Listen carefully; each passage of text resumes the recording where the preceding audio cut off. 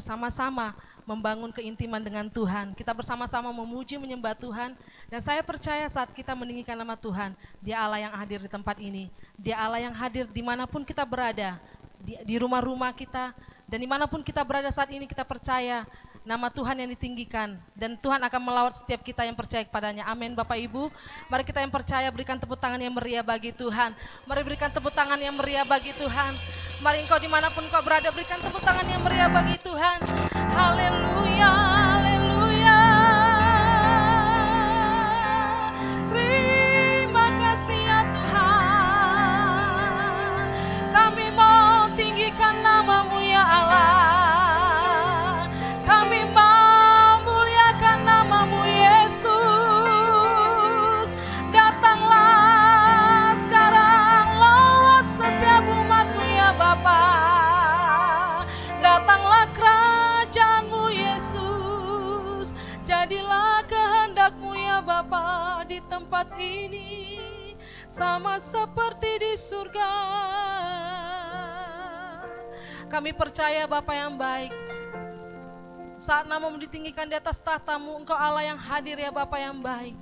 Di tahta-Mu yang kudus ya Tuhan. Engkau Allah yang hadir ya Tuhan Yesus, yang akan melawat setiap umat-Mu ya Bapa yang baik. Dan dari tempat ini ya Tuhan, kami berkumpul memuji menyembah Engkau ya Bapa yang baik. Kami mau membangun keintiman dengan Engkau. Kami mau menyembah-Mu ya Tuhan. Karena kami percaya Tuhan Yesus, saat kami ya Tuhan bergaul intim dengan-Mu ya Bapa, Engkau Allah yang akan melawat setiap kami. Bahkan Engkau Allah yang akan menunjukkan setiap jalan-jalan-Mu atas setiap kami yang percaya kepada-Mu ya Bapa yang baik. Bahkan Roh Kudus yang kami rindukan Tuhan, akan Kau curahkan bagi setiap kami yang berharap kepada-Mu ya Bapa. Kami ingin Kau hadir di tempat ini ya Tuhan. Kami ingin Engkau hadir di rumah-rumah ya Tuhan. Kami ingin Engkau hadir dimanapun umat-Mu berada ya Bapa. Engkau sanggup melawat ya Tuhan. Engkau sanggup memulihkan. Bahkan Engkau sanggup memberikan kemenangan, kebangkitan yang besar ya Bapa yang baik, bagi setiap orang yang percaya kepada-Mu ya Tuhan. Terima kasih Bapa, terima kasih ya Tuhan Yesus. Datanglah kerajaan-Mu di tempat ini ya Bapa. Jadilah kehendak-Mu Tuhan di tempat ini sama seperti di surga ya Bapa yang baik. Terima kasih Bapa, terima kasih ya Tuhan Yesus. Kami mau dedikasikan ya Tuhan Yesus mesbah keluarga kami Bapa yang baik. Hanya bagi kemuliaan nama-Mu saja ya Tuhan. Lawatlah umat-Mu ya Tuhan, dan kami siap Bapa yang baik. Terima kasih Yesus. Bagimu-lah segala pujian, hormat dan kemuliaan. Mari kita yang siap memuji meninggikan nama Tuhan bersama dengan saya katakan amin. Silakan dulu kembali Bapak Ibu. Terima kasih ya Tuhan Yesus. Kami rindu menyembah-Mu ya Tuhan Yesus. Haleluya. Hatiku mau menyembah-Mu, jiwaku merindukan Yesus. Hanya Kau Tuhan dan Rajaku, ku sembah Kau Allahku. Ku rindu melayani-Mu, ku suka senangkan-Mu Yesus. Hanya Kau kuat dan harapku, ku sembah Kau selamanya. Mari yang merindukan Tuhan katakan ku sembah Kau Yesus, ku sembah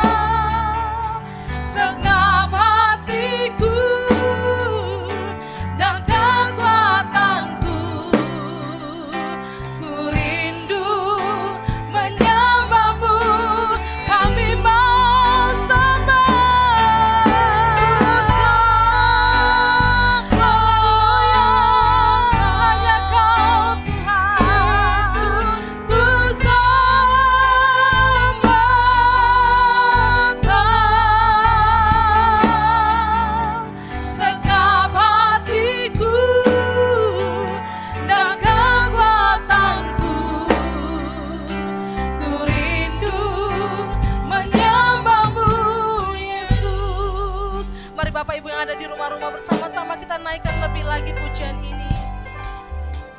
Hatiku mau menyembahmu, jiwaku merindukan Yesus. Hanya Kau Tuhan dan Rajaku, ku sembah Kau Allahku. Ku rindu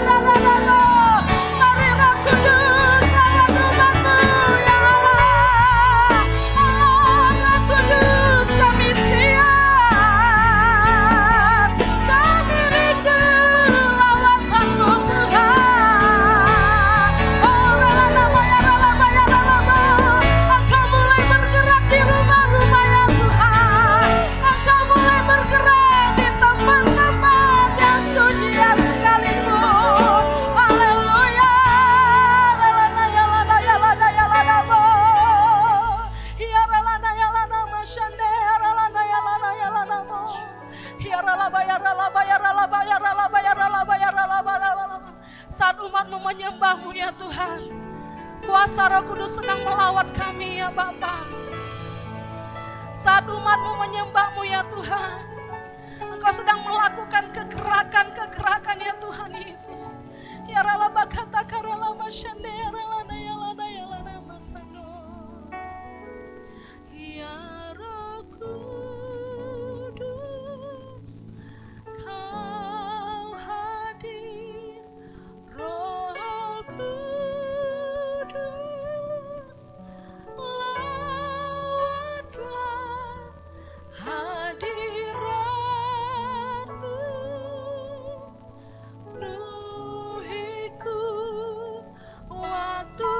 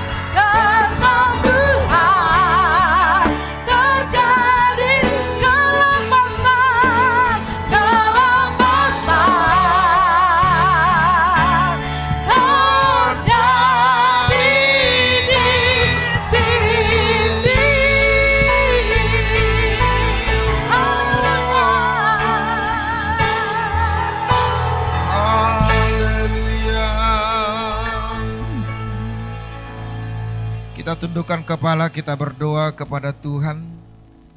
Kau Yesus yang kami sembah adalah kekuatan bagi setiap kami untuk kami boleh menjalani masa-masa sulit. Engkau Yesus yang kami tinggikan, itulah yang menarik jiwa kami untuk boleh senantiasa dekat kepada Tuhan. Karena kami tahu ketika kami hanya mengandalkan kekuatan kami di masa-masa kesesakan hari-hari ini, kami akan mengalami tawar hati.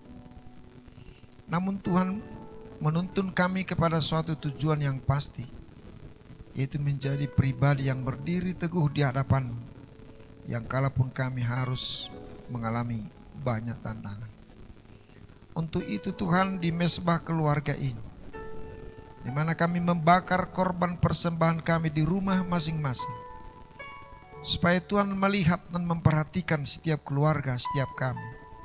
Dan Engkau hadir di tengah-tengah rumah tangga kami untuk memperbaiki puing-puing tembok Yerusalem yang telah rusak, pintu-pintu gerbang-Mu yang telah terbakar, di mana Engkau merindukan pemulihan akan terjadi di tengah-tengah keadaan yang terjadi hari-hari ini. Ingatkan kami lewat kebenaran demi kebenaran yang Tuhan suarakan melalui firman, supaya kami tetap memiliki kekuatan atas dasar sebuah tujuan yang pasti, bahwa Yesus Kristus adalah menjadi pusat penyembahan kami, pusat pengharapan kami, dan kepadamu kami selalu berharap atas kuasa otoritas-Mu yang Tuhan berikan melalui pencurahan Roh Kudus. Terima kasih kami sambut kebenaran firman-Mu Tuhan dengan ucapan syukur, dengan penuh iman, dalam nama Tuhan Yesus Kristus. Haleluya, sama-sama kita katakan amin. Salam Bapak Ibu Saudara dimanapun Anda berada. Saat ini kita masuk dalam acara ibadah mesbah keluarga, di mana tidak secara kebetulan keadaan ini yang kita hadapi hari-hari ini mengajak kita untuk boleh membangun mesbah di rumah kita masing-masing. Gambaran mesbah yang seutuhnya adalah bagaimana kita menyambut, meninggikan, menjamu Tuhan di tengah-tengah rumah tangga kita. Nah saudaraku, di tengah-tengah keadaan yang serba sesak dan sulit yang kita hadapi hari-hari ini, mungkin banyak orang Kristen yang mengalami tawar hati. Nah dengan tegas kitab Amsal 24 ayat 10 berkata, jika engkau tawar hati pada masa kesesakan, kecillah kekuatanmu. Ada banyak orang yang kehilangan pengharapan untuk pemulihan kondisi dan situasi yang sedang terjadi hari-hari ini, di mana beberapa bulan terakhir dia tidak bisa melakukan aktivitas, tidak bisa melanjutkan dia punya pekerjaan. Ada banyak orang-orang yang tidak mendapatkan sebuah pengharapan atas jerih payahnya yang harus dia korbankan untuk mendapatkan sesuap nasi. Dan di mana-mana keadaan ini semakin sulit dan semakin tidak menentu. Nah, akan tetapi Tuhan mengajak kita pada saat malam hari ini, dalam situasi yang serba sesak, dalam situasi yang serba darurat hari-hari ini, Tuhan menuntun kita untuk tidak sampai tawar hati, untuk tidak sampai kehilangan pengharapan. Karena kalau kita kehilangan pengharapan atau kita mengalami tawar hati, maka kekuatan kita akan semakin hilang. Sementara perjalanan masih cukup jauh, masih cukup panjang. Kenapa perjalanan itu cukup jauh dan panjang? Karena memang kita semua memiliki tujuan, Bapak Ibu Saudara. Tapi malam hari ini kita akan belajar, hanya orang yang memiliki tujuan hidup, tujuan iman, yang akan memperoleh kekuatan. Kalau kita tidak memiliki tujuan, sudah barang pasti kita tidak butuh kekuatan. Namun kita termotivasi untuk mengejar tujuan itu, sudah barang pasti kita akan tetap memiliki atau merindukan ada sebuah potensi, kemampuan untuk boleh kita miliki. Nah saudaraku, malam hari ini kita akan belajar tentang seorang Nehemia, yang di dalam Alkitab Nehemia ini menceritakan Kitab Nehemia ini menceritakan bahwa suatu saat bangsa Israel mengalami kesesakan. Mereka semua terbuang dalam kerajaan Palestina. Bahkan Raja Artasasta tidak memberikan suatu pengharapan bagi mereka untuk kembali ke kota Yerusalem, tempat di mana mereka telah dijajah.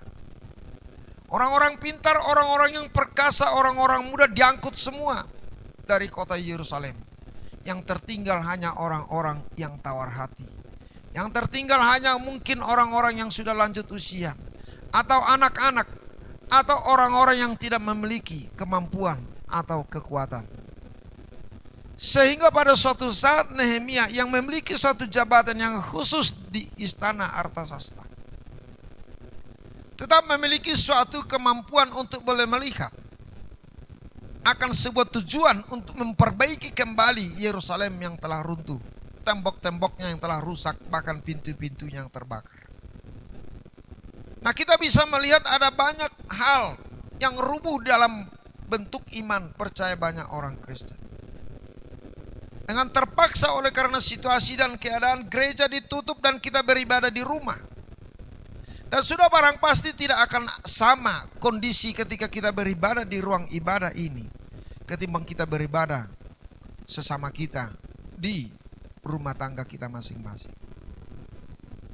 Ada banyak orang berkata dengan live streaming mereka mendapatkan pesan-pesan rohani melalui pelayanan yang dilakukan dari gereja-gereja. Tapi suatu hal yang menjadi keluhan daripada orang Kristen yang menonton live streaming ini, mereka tidak merasakan hadirat Allah. Beda suasana, beda atmosfer ketika kita ada di gereja dan ketika ada di rumah masing-masing. Nah, ini menjadi suatu hal yang membuat banyak orang Kristen mengalami tawar hati. Sehingga banyak bertanya kepada saya, kapan Pak Pendeta kita boleh beribadah di gereja? Ini sudah kerinduan yang teramat sangat untuk bisa berkumpul kembali. Sama-sama tutup mata berdoa di gereja, sama-sama bersorak-sorai bertepuk tangan di gereja untuk menyambut Mesias Yesus Kristus yang hadir dalam peribadatan kita. Seakan-akan mereka tidak mendapatkan hal yang sempurna dalam peribadatan di rumah-rumah. Tapi saya yakin percaya yang kalaupun masalah ini tidak ada seorang yang memastikan akan terselesaikan kapan Bapak Ibu Saudara, tapi saatnya kita sebagai seorang Nehemia di akhir zaman ini akan memiliki sebuah kerinduan yang sangat luar biasa, memiliki sebuah tujuan yang sangat luar biasa, dan disitulah letak kekuatan kita yang diberikan oleh Tuhan untuk kita mampu menghadirkan Tuhan di dalam peribadatan kita hari lepas hari. Tidak secara kebetulan ketika orang Israel disuruh Tuhan untuk membangun bait di tengah-tengah perjalanan mereka di padang gurun. Tidak secara kebetulan Tuhan menyuruh mereka untuk membangun bait suci di kota Yerusalem. Dan tidak secara kebetulan Tuhan menuntun gerejanya untuk memiliki tempat-tempat peribadatan yang resmi. Supaya atmosfer daripada persekutuan dengan Tuhan itu tetap berkualitas dan tidak akan pernah kendor, saudara. Nah, jadi Bapak Ibu Saudara yang dikasih oleh Tuhan, gereja saat ini ditantang untuk kembali memperbaiki tembok-tembok yang telah hancur. Atmosfer rohani yang telah mungkin sudah sangat turun potensinya. Atau mungkin kita berkata bahwa hadirat Allah itu sudah sangat-sangat minimal sekali untuk boleh dirasakan oleh jemaat. Tapi saya mau berkata kepada Bapak Ibu Saudara jemaat di GBI Tarutung Kota, mari kita harus mampu sebagai seorang Nehemia untuk memiliki sebuah tujuan, memiliki sebuah kerinduan untuk membangun kembali hadirat Allah itu dalam persekutuan kita di gereja-gereja, saudara. Sehingga ketika Nehemia memiliki sebuah tujuan untuk membangun kembali tembok-tembok Yerusalem yang telah rubuh. Mungkin dengan kemampuan dan kekuatan sendiri hal ini tidak akan bisa dilakukannya. Mungkin dengan kebijakan-kebijakan yang kita alami hari-hari ini di bangsa ini mungkin belum memberikan sebuah jaminan untuk kita menyelesaikan persoalan ini. Tapi di dalamnya ada hati kerinduan dari gereja. Ada kerinduan saudara dan saya untuk kembali membangun tembok yang rubuh itu. Untuk kembali menggantikan pintu-pintu gerbang Yerusalem yang telah terbakar Bapak Ibu Saudara. Nah, jadi saudaraku yang dikasih oleh Tuhan, Apakah kita sebagai gereja yang hidup membiarkan jemaat itu tawar hati dengan kondisi yang terjadi sekarang? Nehemia tidak membiarkan masyarakat di kota Yerusalem yang pada umumnya tidak memiliki kekuatan kemampuan apa-apa sekali, dibiarkan tawar hati sampai mereka hilang dari pandangan Tuhan. Tidak, saudaraku. Tapi Nehemia memiliki suatu kerinduan, keinginan, memiliki suatu tujuan untuk membangun kembali tembok yang roboh. Nah, ini yang menjadi tugas dan tanggung jawab gereja di dalam menyambut pemulihan yang Tuhan akan lakukan, di mana waktunya kita tidak bisa pastikan, saudaraku yang dikasih oleh Tuhan. Sehingga suatu saat ketika tujuan ini ada dalam diri Nehemia, maka Tuhan membuka jalan, di mana dia menghadap raja yang berkuasa pada saat itu, sementara dia punya jabatan hanya sekedar kasih minum raja atau menjadi parhobas di istana itu. Dia memberanikan diri untuk meminta izin kepada raja supaya dia kembali ke Yerusalem untuk memperbaiki tembok yang roboh. Sekilas kita mungkin bisa melihat bagaimanakah seorang Nehemia bisa membangun tembok yang begitu lebar, begitu luas, begitu panjang untuk terbangun kembali. Tapi di sanalah letak kemampuan seorang Nehemia untuk bisa memiliki kekuatan, karena dia memiliki sebuah kerinduan.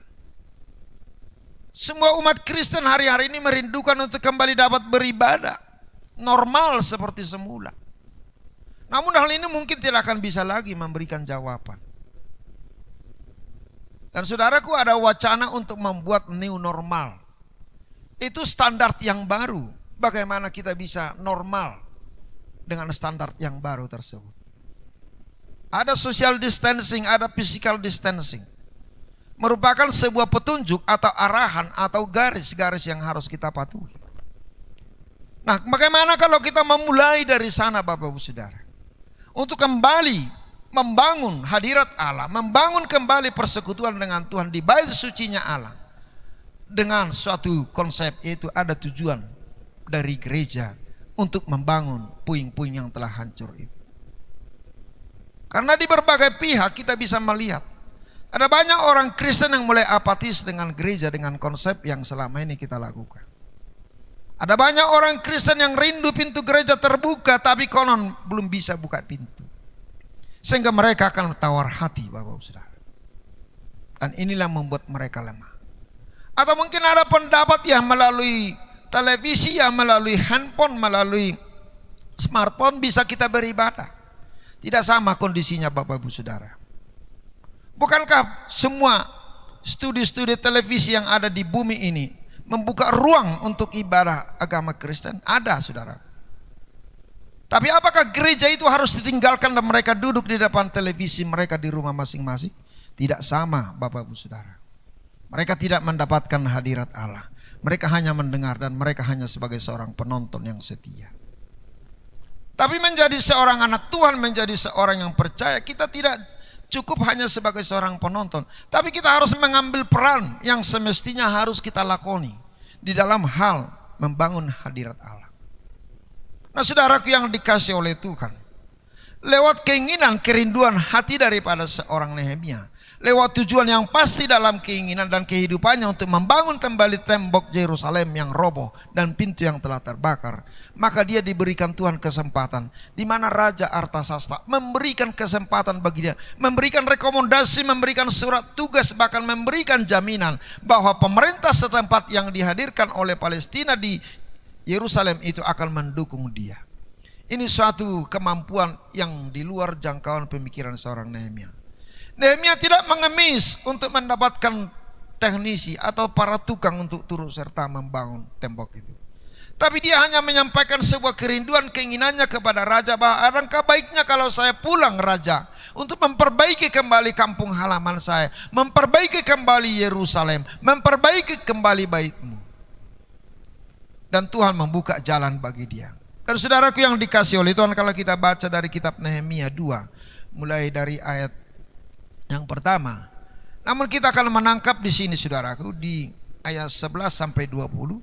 Dikatakan ketika 3 hari Nehemia sampai di kota Yerusalem, dia bangun pada malam hari bersama-sama dengan orang-orang dan menyertai dia.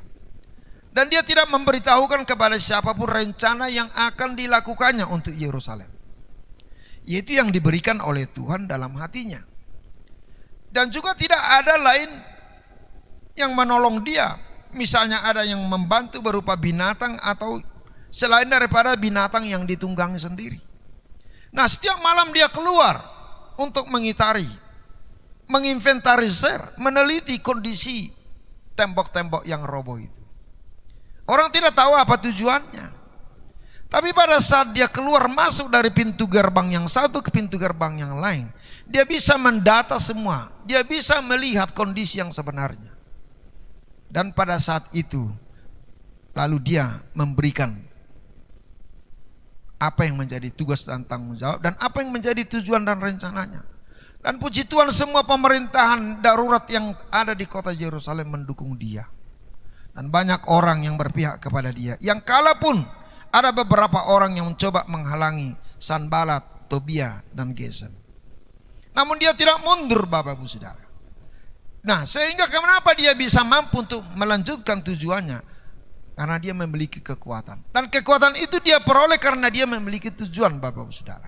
Jadi sebagai orang Kristen tanpa tujuan, kita sama sekali akan lemah dan tidak akan pernah sampai kepada tujuan kekristenan kita. Nah, saudaraku yang dikasihi oleh Tuhan, kita tidak tahu siapa yang menjadi Sanbalat, siapa yang menjadi Tobia, siapa yang menjadi Gesem ketika gereja hari-hari ini mengalami kegersangan. Tapi yang pasti, kalau 1.000 rebah di sisi kanan, 10.000 di sisi kiri, kita akan tetap dijagai oleh Tuhan. Dan kita akan tetap maju, Bapak Ibu Saudara. Tidak akan tawar hati karena terus hari berjalan dengan hari yang jelas bahwa Tuhan akan memberikan suatu hari yang indah, di mana segala sesuatu indah pada waktunya. Nah, jadi saudaraku yang dikasihi oleh Tuhan, mari kita masih menunggu beberapa saat lagi untuk kita bisa sampai di kota Yerusalem. Kita masih menunggu waktu yang terbaik dan pihak-pihak yang mau berdoa bersama dengan kita supaya gereja, pintu gereja itu bisa dibuka, supaya hadirat Allah itu bisa dirasakan oleh jemaat. Saudaraku yang dikasihi oleh Tuhan Yesus Kristus, gereja kita tidak vakum melihat kondisi situasi yang terjadi hari-hari. Namun kita akan mencoba dengan strategi-strategi yang baru untuk menghadirkan Tuhan benar-benar bisa bertemu dengan umatnya. Minggu lalu saya melayani di kebun coklat di daerah Pahai. Tanpa mengurangi kerinduan hati umatnya, mereka datang berbondong-bondong kalaupun dia jauh dari pusat perkampungan. Beribadah di bawah tanaman coklat, itu sangat begitu menyentuh Bapak Ibu Saudara. Dan memang inilah yang dinantikan oleh Tuhan. Jangan sampai live streaming itu menjadi hal yang menjenuhkan. Tapi kita harus melihat di alam nyata bahwa memang hadirat Allah itu yang paling penting untuk boleh datang beribadah di hadapan Tuhan. Nah, jadi saudaraku yang dikasihi oleh Tuhan, kita berdoa untuk hari Minggu. Hari Minggu ini kita akan memulai start untuk beribadah dalam konsep protokol prosedur yang ditetapkan oleh pemerintah. Kalaupun nanti kita harus beberapa sesi kita buat dengan menjaga protokoler yang telah diberlakukan, maka kita tetap akan konsisten. Karena apa? Karena memang itu untuk kepentingan kita. Tidak mungkin kita gara-gara corona tidak ketemu dengan Tuhan. Tapi semakin banyak tantangan dan masalah, yang jelas kita akan tetap rindu dan haus bertemu dengan Tuhan. Kita tidak tahu titik masalah yang sebenarnya. Kenapa harus gereja harus ditutup, Bapak Saudara? Sementara pasar onan dan mall bahkan kode tuak masih terbuka, saudara. Tapi kita tetap berdoa supaya protokoler kesehatan itu, dengan new normal ini kita akan diajar untuk mempertahankan imunitas kita, mendidik konsep mental kita untuk tetap berjalan dengan konsep-konsep kesehatan yang telah digariskan. Jadi bukan hanya sekedar kita terima bantuan sosial dari pemerintah. Sampai seberapa lama pemerintah sanggup untuk memberikan bantuan sosial bagi kita-kita. Tanpa kita mendisiplinkan diri, itu semua Allah omong kosong, tidak akan pernah bisa membantu kita. Untuk itu Bapak Ibu Saudara, mari banyak berdoa kepada Tuhan supaya pintu gereja dibuka, supaya kita mampu untuk menjalani protokoler kesehatan yang telah dianjurkan, di mana saudara dan saya juga akan ditolong dan dibantu oleh Tuhan, terhindar dari malapetaka, terhindar dari wabah ini. Dan ingat, tidak seorang pun yang mampu untuk mendeteksi sampai kapan peristiwa ini akan berakhir. Tapi yang jelas, segala rencana yang terjadi di tengah-tengah dunia ini, Tuhan tahu persis sampai seberapa jauh kemampuan manusia untuk boleh mengikut Dia. Yang pasti, milikilah tujuan yang pasti bahwa kita harus mendapatkan hadirat Allah. Maka Tuhan akan memberikan kekuatan bagi setiap kita. Terpuji nama Tuhan. Mari kita berdoa. Kami bersyukur Tuhan buat kesempatan yang indah yang Tuhan berikan bagi kami. Untuk kami boleh belajar dari seorang Nehemia. Dia memiliki tekad, dia memiliki tujuan untuk membangun kembali tembok Yerusalem yang telah roboh. Dia memiliki tekad dan kemauan dan tujuan untuk membangun kembali pintu-pintu kota Yerusalem yang terbakar. Selama ini kami ada di penjajahan daripada situasi keadaan Tuhan. Kami rindu untuk kembali membangun hadirat-Mu Tuhan di gereja di mana kami selama ini bertemu dengan Tuhan. Kami ingin kembali memanfaatkan gereja bait suci-Mu ini Tuhan. Tempat di mana kami mengalami perjumpaan dengan Engkau Tuhan. Kalau Tuhan yang buka pintu, tidak ada seorang yang mampu untuk menutup. Itu janji firman-Mu. Dan kalau Tuhan yang menutup, tidak ada seorang yang mampu untuk membuka. Saat ini dalam nama Tuhan Yesus Kristus, pintu gereja kami buka. Di mana umat Tuhan akan boleh bersekutu, berkumpul dengan Bapaknya di sorga. Sehingga kemuliaan Allah akan menyinari setiap kehidupan kami. Kemuliaan Allah akan menguduskan, mentahirkan kami. Dan kemuliaan Allah akan menerangi jiwa, hati dan pikiran kami. Untuk kami dapat bertemu dengan Tuhan. Terima kasih Tuhan untuk kesempatan yang indah untuk kami boleh memulai dengan new normal yang diwacanakan di bangsa kami ini. Dan kami teramat yakin lambat laun Tuhan akan menuntun gereja-Mu, setiap orang-orang percaya dengan cara apa dan bagaimana kami boleh membangun hadirat Allah secara utuh, sempurna, sehingga hidup kami akan selalu diberkati dan dijagai oleh Tuhan. Terpuji nama-Mu Tuhan. Kami serahkan seluruh umat-Mu yang sudah 3 bulan Tuhan tidak bertemu dengan kami. Berkati mereka semua supaya tidak seorang pun yang tawar hati, tapi mereka memiliki semangat yang menyala-nyala, memiliki suatu tujuan untuk bertemu dengan Engkau Tuhan. Izinkan umat-Mu untuk boleh mengalami perjumpaan dengan Engkau di bait kudus-Mu. Jagai setiap umat-Mu Tuhan yang pergi ke pasar keramaian. Jagai mereka Tuhan untuk tidak tertular dengan COVID-19. Karena kami tahu pemerintah tidak mampu untuk menghalangi segala aktivitas masyarakat. Namun kesadaran masyarakat itulah yang paling utama untuk boleh Tuhan diingatkan lewat kuasa Roh Kudus-Mu. Terima kasih Bapak, kami serahkan seluruh pemerintahan kami, seluruh negara kami Tuhan. Para penyelenggara Tuhan, gugus tugas depan Tuhan, supaya mereka boleh mengerti apa yang sedang Tuhan kerjakan hari-hari ini. Bukan hanya sebatas membatasi penularan, tetapi justru akan menularkan kebaikan, menularkan konsep semangat yang baru untuk semua umat boleh melihat wajah Tuhan dan merasa yakin bahwa Tuhan tidak pernah meninggalkan mereka. Tuhan akan tetap memelihara umat-Mu Bapa, dan Tuhan akan tetap hadir di gereja-gereja yang dibangun oleh umat-Mu. Karena untuk itulah Tuhan suruh umat-Mu untuk boleh membangun tempat ibadah yang resmi. Terpuji nama-Mu Tuhan, kami sambut berkat penyertaan-Mu Tuhan. Di dalam nama Tuhan Yesus Kristus kami mengucap syukur, kita sama-sama katakan amin.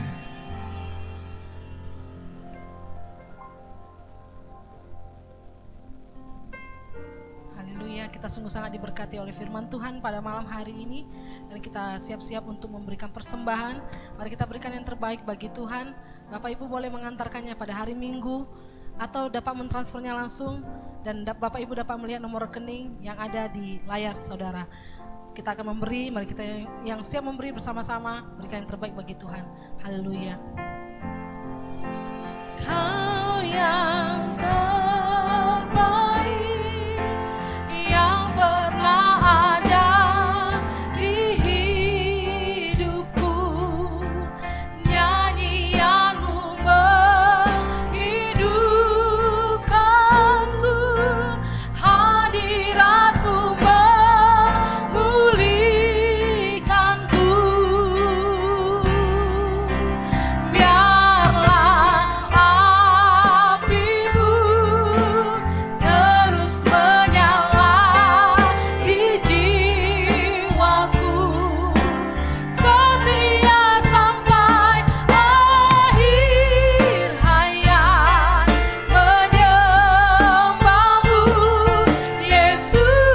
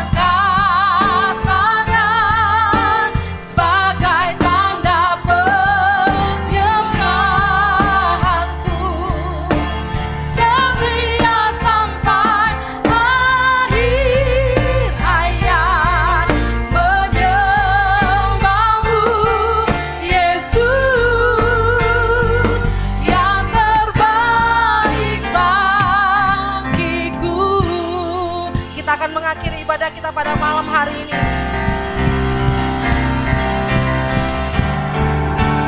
Doaku, Engkau memberkati aku berlimpah-limpah dan memperluas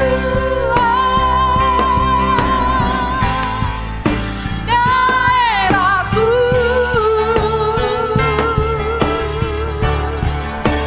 Dan doaku, tanganmu menyertai aku dan melindungi aku daripada malapetaka, sehingga kesakitan tidak menimpa aku.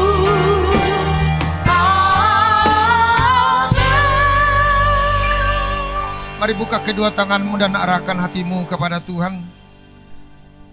Terimalah berkat damai sejahtera yang melimpah dari Bapa di sorga, di dalam cinta kasih yang sempurna oleh anaknya Tuhan Yesus Kristus Juru Selamat kita. Dan berkat penyertaan kuat kuasa Roh Kudus akan memimpin kehidupan kita, menghibur kita, menguatkan kita, sambil menantikan kedatangan Tuhan Yesus yang kedua kali di awan-awan permai, bahkan untuk selama-lamanya. Dalam nama Tuhan Yesus kita yang percaya dan diberkati katakan bersama, amin. Selamat malam, Tuhan Yesus memberkati.